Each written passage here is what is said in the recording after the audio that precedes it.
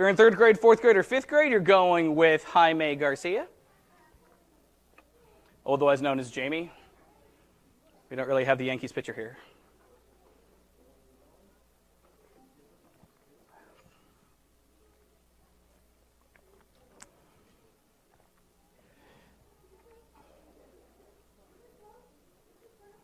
I guess you guys are with me, younger kids, there's a nursery, older kids,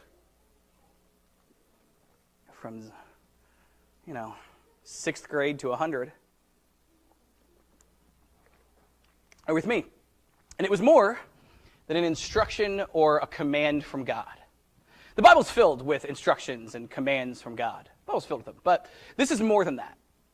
This was a mission statement. This was a declaration of intent. This was a description of an identity. It was said something that was said so much about people, about objects, about ceremonies, about anything.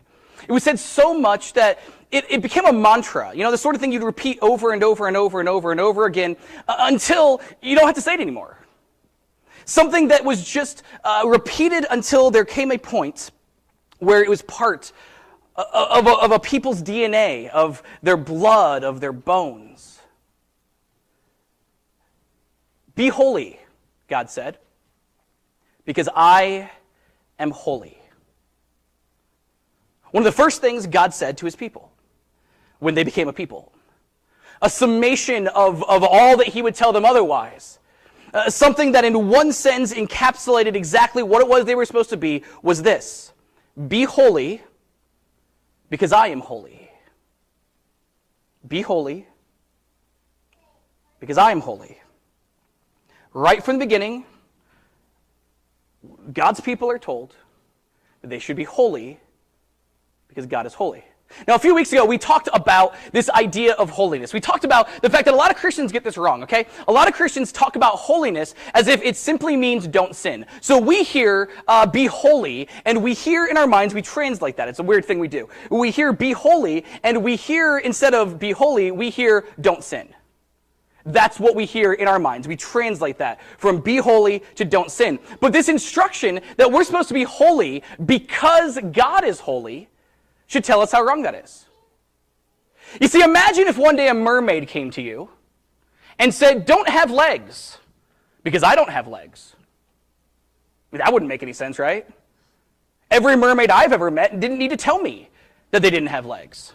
And they have who's its and what's it galore, but they don't have legs. And we know they don't have legs. You can look and tell by the definition of what legs are, you can tell they don't have legs. A mermaid does not need to tell you, don't have legs. Because it just goes without saying. By definition of what a mermaid is, a mermaid doesn't have legs. And God's the same way. You see, a sin is something that goes against God's very nature. That's what a sin is. A sin is breaking a command or a code or a law. It's going against and contradicting what it is God is. So there's absolutely no reasonable, logical reason for God to say, I am holy, if all it means is I don't have sin. That's God just saying, I am God. That doesn't make any sense. It's at the very least unnecessary. So when God said, be holy as I am holy, because I am holy, he's not saying don't sin because I don't sin, for the same reason that a mermaid would not say, I don't have legs. Instead, the word holy is a comparison word. The word holy only has meaning when you know what it's comparing to. Because holy means to be set apart. Holy means to be different. When God said, be holy because I am holy, he was saying, be set apart because I am set apart. He was saying, be different because I am different. Because the fact of the matter is, as people, we have a general idea, we have a natural inclination of the way the world is supposed to be, the way that people are supposed to be, and the way that God is supposed to be. We have in our minds the way that things should be. And what God was telling his earliest people, so often it became a mantra they didn't need to actually repeat, but something that they could just know deep down inside, was that God is different than our thoughts of him. God is different than people. God is different than the other gods and goddesses that other people worship. God is different than every other religious idea. God is different philosophically, ideologically. God is different. And so we should be different. But that might not be a strong enough word for it. quite honestly. And so there's another way of saying the word different that I think would be helpful to help us to remember exactly what it was God wanted them to understand. And that's the word strange. When God said, be holy, because I am holy, what God was saying was, be strange, because I am strange. Be strange, because I am strange. And at the time that God first told this story, which was right after the Exodus, right as the people of God were becoming the people of God, they already had stories that they told about God. They already had stories that they called scriptures that they told about people. And if you want to understand what God meant by being strange, we should probably look at one of those stories. One of the earliest stories we read about this strange God and his strange people comes very, very early on. And it's about two brothers named Cain and Abel. You've probably heard this story before, but it's a really strange story. It's a story about these two brothers who have a relationship with God. One of them has a good relationship with God. One of them has a bad relationship with God. Abel had the good relationship with God. Cain had the bad relationship with God. And we know that, the Bible tells us, the scriptures tell us, the story tells us, we know that because of the way that God responded to their sacrifices. Abel made a sacrifice and God was happy with it. Cain made a sacrifice and he wasn't happy with it. And so Cain, having been rejected by God, having had his worship rejected by God, was really upset about that. He was angry and discouraged and just really, really just bummed out about the fact that God did not accept his sacrifice. And so God told Cain, he said, listen, you don't have to be bummed out. You don't have to be sad. You don't have to be any of those things. If you just did what I told you to do, if you just did the right thing, if you just lived righteously, you would have no reason to be upset. Do the right thing, and you don't have to be sad. And Cain thought about it, and he considered God's advice. And he said to himself, self, that seems too hard. I'll tell you what I'll do. I'll blame my brother. Because Cain figured the reason God doesn't like my worship is because he has something better to compare it to. If there's nothing to compare it to, well, God will like my sacrifice. All I've got to do is stop Abel from making sacrifices, and then my sacrifice will be awesome because there's nothing to compare it to. He was thinking. And so he went out, and he took care of his brother with a rock in a field. And he went to God, and he offered another sacrifice, and he went to God, and he said, hey, do you like my sacrifice now? And surprisingly, to no one with sense, God did not say to Cain, well, hey, Abel's gone, so, I like your sacrifice now. That's not what God said at all. God said, you murdered your brother. Are you insane? Why do you think that was going to work? And so he told Cain, I am going to punish you. I will curse you. No longer will the fields grow the way that they have previously grown for you. No longer will you be able to farm, but from now on you will have to be a drifting, homeless vagabond. You will have to go start over somewhere else. Now, so far, this story is not strange at all. I mean, it's sad. It's a tragedy. Anytime someone dies, it's a tragedy, especially anytime someone is murdered, that's a tragedy. We should all be able to agree on that. That's not strange at all. And in fact, this is so not strange. I mean, you can pull up on Netflix like 1 million documentaries that are about people killing each other right now. Like, that's not strange. And it's really not strange to think about God, punishing someone for sin. That's, again, a very common idea that's found not just within the Bible very often, but it's found within every religion, every ancient culture, every ancient religion. That's not the weird part. The strange part comes at the end of the story. You see, Cain, having been told that he was going to be cursed, he was going to have to wander the earth, Cain says to God, God, that's not fair. That's too much. That's too big of a punishment. He said, because if I am wandering all by myself, someone will hurt me as I have hurt my brother. Just like I killed my brother, someone will kill me. God, and I don't want that to happen. And every ancient hearer, every modern hearer of the story probably thinks, well, good. You reap what you sow. You killed your brother. If somebody else kills you in response, too bad. That's what you get. Right? And typically, our thought process is, somebody does a bad thing, so we want punishment and vengeance, and we think, okay, well, an eye for an eye, a tooth for a tooth. That's what we think of. And so the story gets really strange because God listens to Cain. hears Cain say, it's not fair, and God agrees with him. And God says, okay, yeah, you're right. If I leave you without any protection, people will kill you. And so God, we're not totally sure exactly what this means. It's a story more than anything, and we don't not totally sure exactly what this means. But God, we're told, gave Cain a mark. He said, I will mark you in such a way so that from now on, everyone who sees you will know not to hurt you. Everyone who encounters you will know that anybody who messes with you is messing with me. I will punish them way more than they are punishing you. I will mark you in such a way so that you are protected for the rest of your life. And that's strange. Right? Why is God protecting a murderer? Why is God putting himself between harm's way for somebody who killed his brother? Somebody he wasn't happy with. Someone who he told not to sin, who sinned anyway. Why would God protect a killer? Well, the answer is God's different. God is strange. God is holy. The God who loves and cares for and does not abandon and protects a killer is a strange God. Stranger still is another story that God's people knew and understood and would have told each other, they would have been aware of when God said, be holy as I am holy. This story is about Abraham, our spiritual forefather, the physical forefather of virtually everyone who is monotheistic in the world. Abraham was the one that God had called to be different, to be holy before he ever used that terminology. He said, I'm going to bless you so that you can bless other people. Through your family, the whole world will be blessed. The only problem was Abraham didn't have a family.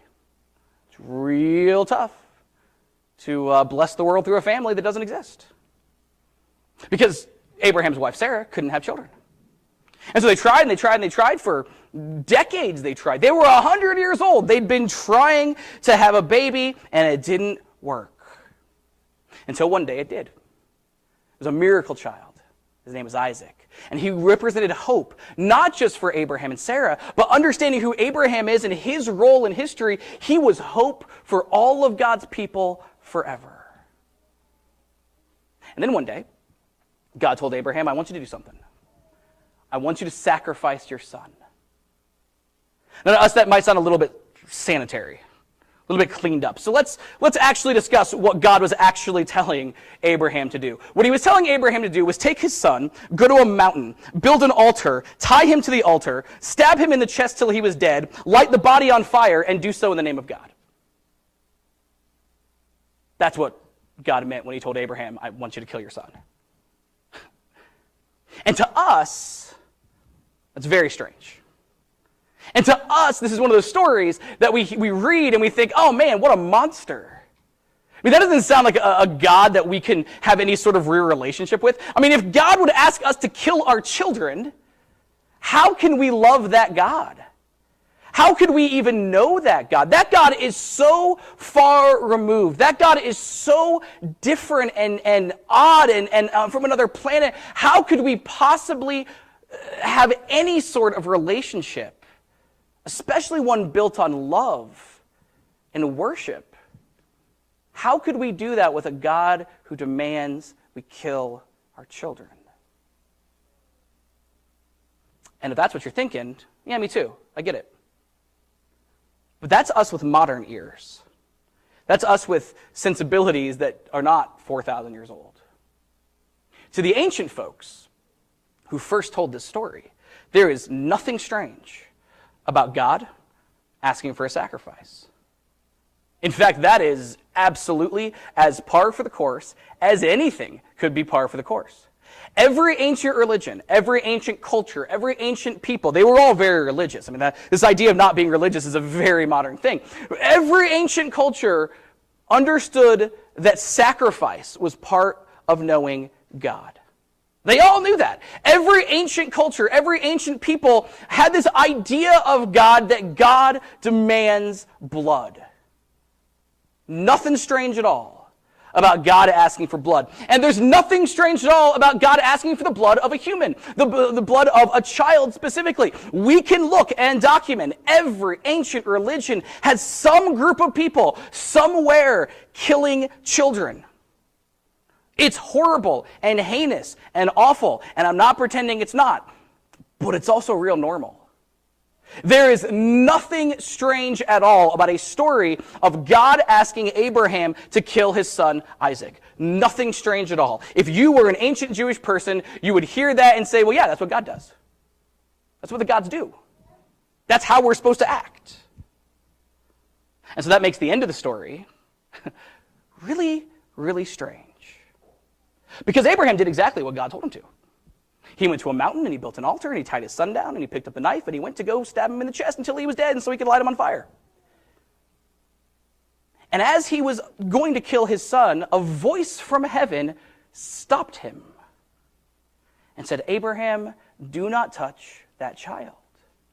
I do not want you to kill him. I do not want a sacrifice. Here's where the story goes off the rails for ancient people. Because ancient people understood God always wanting blood. I mean, they couldn't really love God. How can you love a God who's that way? I mean, they just saw, their killing of their children as the lesser of the evils of what God could do if you're comparing the two. But here's a God. Here's a being who specifically and explicitly says, I don't want you to kill. I don't want to sacrifice. I don't want you to hurt your child. Instead, what God said is, I just want to know what your intentions are. I just want to know what is in your heart and your soul. God said, I am looking for someone who holds nothing back from me. Your intention to serve me is far more important than any action you could make. And that's strange. It's extremely different. That's not something any God of any religion, of any people, had ever heard before. The God who does not want blood, but wants what's in our hearts and our souls. Man, that's a different God. That's a strange God. That's a holy God. Even stranger still is another story that they would have known. When God said, be holy as I am holy. This story comes a little bit later. It is Isaac's grandson, because Isaac didn't get killed. So he has a grandson now. And that grandson is named Joseph. And Joseph had a whole mess of brothers. And a whole mess of brothers, they hated him. They absolutely despised him. Because Joseph was, I don't know what the word is, kind of a snot-nosed brat.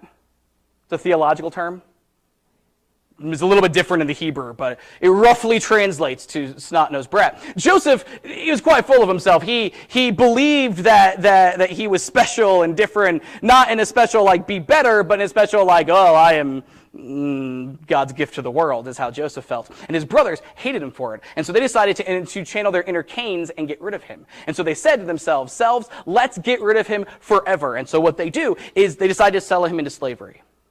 And so Joseph ends up a slave. He was a very wealthy person as the grandson of Isaac. He was very, very wealthy. He was very, very special, very, very favored, all those things. And then he becomes a slave, and he ends up in Egypt, where he is property of someone. And the person he was property of was a guy named Potiphar. And Potiphar was this high-ranking official in the Egyptian government. And so he becomes a slave to someone, loses absolutely everything. Well, Joseph, as it turns out, was kind of a cute guy. He was a boat of dreams. And so Potiphar had this wife, and she really wanted to find out what Joseph was all about. She wanted to know him in the biblical sense. And Joseph, being a good guy who didn't want to disrespect anybody involved, decided to say no, and he said no enough until she got mad and told a story about how he had tried to know her in a biblical sense without asking. And so Joseph ends up now in prison. If you're following along down the story, he was a very wealthy guy, he was very privileged, then he was a slave, then he was a criminal, and so he was in prison, and then he meets these guys who are part of the court of Pharaoh, and they have these weird dreams. He says, oh hey, I can interpret dreams because I'm a Jewish person, and that's what Jewish people do, and so he interprets these dreams. And so then they find out, oh hey, this guy can interpret dreams. So later on, the Pharaoh comes along, and he has some dreams that need to be interpreted, and the Pharaoh comes along and says, I need somebody to interpret these dreams, and he asks Joseph, Joseph, and Joseph interprets them well, and Joseph, because he's a great dream interpreter, ends up being this high official in the Egyptian government, ends up caring for all the money and possessions and wealth of the Egyptian people. He goes from wealthy to a slave to a criminal to wealthy, riches to rags to rags to riches. And then there was a famine. And one of the most delicious stories in the entire Bible, one of those things that'll just make you say, man, this is just swell. Suddenly Joseph's brothers come to Egypt because they don't have any food.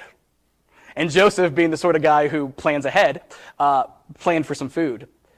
And so he has food, and his brothers come asking. Now, so far this story is quite dramatic, and there's lots of twists and turns, but there's nothing overly weird about it yet. The weird part, the strange part, comes when the brothers approach Joseph asking for help. I gotta tell you, you know what I would have said? Shouldn't have sold me into slavery, guys. I'm gonna sit here and eat my dinner, and y'all can go back to wherever you come from, because too bad for you. But that's not what Joseph says. Joseph welcomes his brothers in.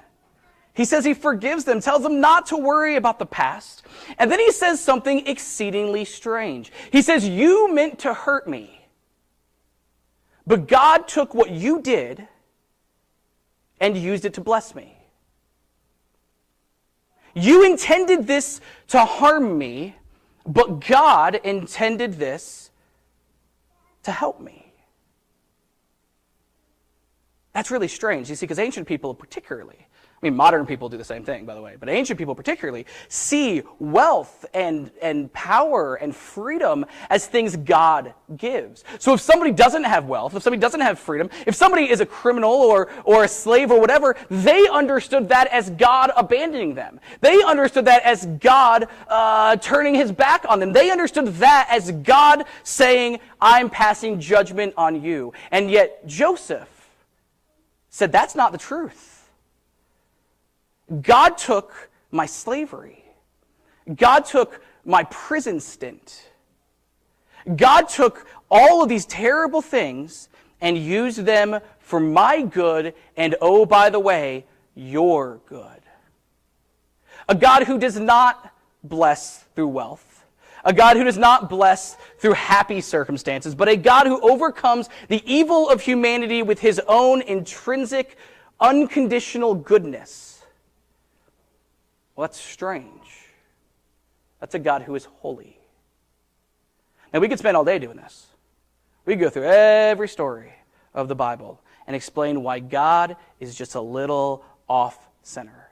It's a little bit strange. Because the way that people understood God, the way that people understood themselves, the way people understood the meaning of reality and life and death and everything else, the way people understood all of those things, God says, I am different than that. I am strange. The God who protects a murderer, the God who will put himself in harm's way instead of the guy who kills his brother, well, that's a strange God. That's a holy God. A God who does not want a sacrifice. A God who does not want anyone to die or be hurt at all. But in fact, a God who actually looks at our hearts instead of our outward actions. He looks at our intentions instead of maybe how well we are able to follow through those actions. That's a strange God. The God who looks at evil circumstances that we create, turns them on their head, and turns them into something good on our behalf, is a strange God. No ancient people would recognize that God at all. And I dare say, there's not a lot of modern people that would recognize that God at all. Be holy, because I am holy. Was God saying, be strange, because I am strange. We can do this with the entire Bible, but here's the thing. The scriptures don't give us the perfect view of God. And by perfect, I mean complete. The scriptures don't give us a complete view of God. A New Testament writer said it like this. So that the scriptures are like a shadow of the reality. I think a timely way of understanding this would be to understand tomorrow's eclipse, right? You're not supposed to look at the sun during the eclipse. Like, we're all aware of that. I feel like I should mention that. Like, for the same reason you don't look at the sun. I actually tried this yesterday. I thought, like, I'm going to look at the sun, see if I got like a second and a half in, and I was like, I'm not going to look at the sun anymore. Don't look at the sun, guys. So what they say, I saw this on the internet. I saw these people explaining how you can look at the sun. And so you could build this box and put this box over your head, which is super goofy. I don't know if you guys have seen the box over your head. You put this box over your head, and you make a little pinhole, and you face it to the sun, and the pinhole shows an image of what's on the outside, and it projects it on this wall of the box, and you can see. And it's upside down, and it's backwards, but that way you can see what's going on outside. I don't know if you guys have seen this. You can do that with the box pinhole thing, right? The scriptures are like the pinhole box thing. If God is the sun, the box is the scriptures. They show us sort of what God is. They show us kind of what God is. They show us a good picture of what God is. But there's a difference between walking around with a goofy box on your head and actually looking at the sun. And so the earliest Christians told us that Jesus shows us who God truly is. He is the true Word of God. He is the perfect representation, the exact likeness of God. When we look at Jesus, we are looking at God. It's like staring at the sun without getting eye damage, which again, that's not going to be you. Don't stare at the sun. This is an illustration, okay? Don't say, hey, Drew said I could look at the sun because it's sort of like Jesus. Let me look. Please don't do that. But looking at Jesus is like looking at the eclipse without anything in between. When we look at Jesus, we see the exact representation of who God is. For more than 3 decades on this planet, as Jesus lived and served and did his ministry, he showed us exactly who God was. As the writers of the New Testament tell us, the Word became flesh, made his dwelling among us, and we have seen the exact image of God. No one has ever seen God, but when we have seen Christ, we have seen the Father. And one of Jesus' best friends, writing about that very topic one day, he gave us an instruction. There's a lot of instructions in the Bible. This one is more than an instruction. This is a declaration of intent. This is a mission statement. This is a definition of our identity. This is kind of like a mantra, the sort of thing we can say again and again and again and again until we don't have to say it anymore. And it's just part of who we are in our DNA and our blood and our bones, and it's just who we are. And that instruction is found in the book of 1 John chapter 4, where we read this. We read, "Dear friends, let us continue to love one another, for love comes from God. Anyone who loves is a child of God and knows God. Anyone who does not love does not know God, because God is love. Be holy, because I am holy," God told his people in the Old Testament.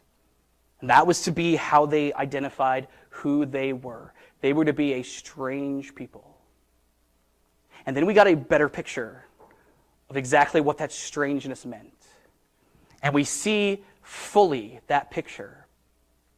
And when we see fully the picture, we're told, love one another because God is love.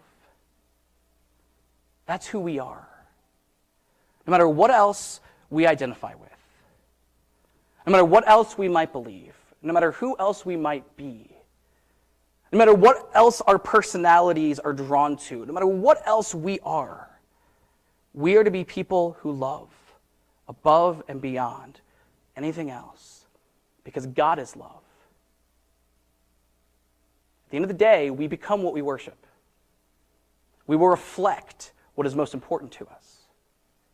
And if our faith is truly what is most important, we will reflect who God is in his very nature. This morning, we're beginning a series called A Strange God and His Strange People. And for the next 6-7 weeks or so, we're going to talk exactly in explicit terms about what it means that God is love. And we're going to talk exactly in explicit terms what it means that we are to be loving because God is love.